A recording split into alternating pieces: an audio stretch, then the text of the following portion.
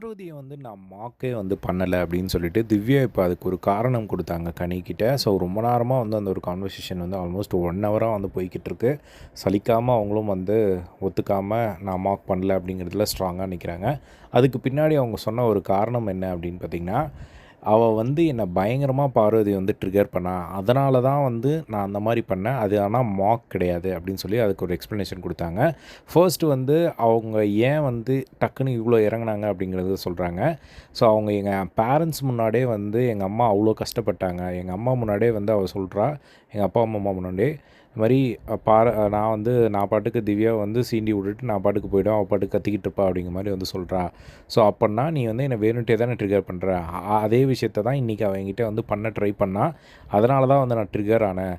So trigger ஆனதுக்கப்புறமா நான் அவகிட்ட இருந்து நான் விலகி போகிறதுக்காக, நான் கூலா இருக்கேன் அப்படிங்கிறத காட்டுறதுக்காக தான் அந்த குள்ள நரி பாட்டு பாடுனதாகட்டும், அதுக்கப்புறம் நான் பாடி லாங்குவேஜ் பண்ண நீங்கலாம் மாக்குன்னு சொல்கிறீங்கள்ல, அதெல்லாம் மாக் கிடையாது. நான் ஜஸ்ட் நான் கூலா இருக்கேன் அப்படிங்கிறத காட்டுறதுக்காக தான் நான் அப்படி பண்ணனே தவிர, நீங்க அத மாக்குன்னு புரிஞ்சுக்கிட்டீங்கன்னா, என்னால ஒண்ணும் பண்ண முடியாது அப்படிங்கிற மாரி அவங்க சொல்லிட்டு இருந்தத பார்க்க முடிஞ்சுது.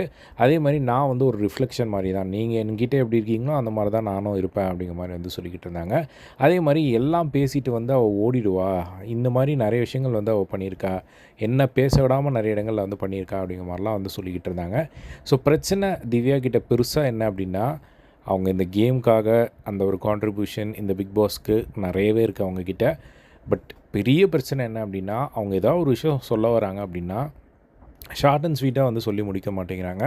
அத மட்டும் கரெக்ட் பண்ணாங்க அப்படின்னா நல்லாயிருக்கும். அவங்க ஃபேமிலியிலேயே சொல்லிட்டு போயிட்டாங்க. காலையில 6 மணி இருக்கும் அப்படின்னு சொல்லி ஸ்டார்ட் பண்ணிடுறேன். எல்லாத்தையும் எடுத்துகிட்டு வரேன் அப்படின்னு சொல்லி. இப்போ அதுக்கேத்த மாரி அத அவங்க மாத்தவே முடியாதுன்னு நெனைக்கிறேன். ஏன்னா இப்பயும் அதுதான் போய்க்கிட்டு இருக்கு லைவ்ல. கன்டினியூவா பேசிக்கிட்டே இருக்காங்க.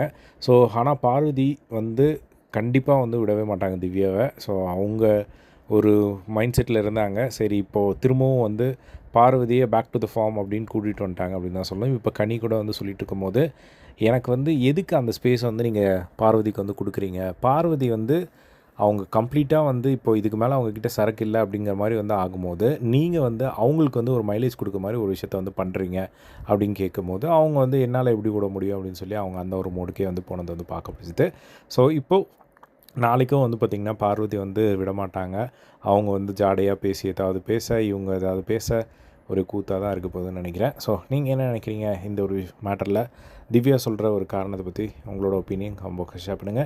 இதே மாரி எல்லா பிக் பாஸ் லைவ் அப்டேட் தெரிஞ்சுக்க நம்மளோட சேனலை சப்ஸ்கிரைப் பண்ணி சப்போர்ட் பண்ணுங்க. தேங்க்ஸ் ஃபார் வாட்சிங். பை.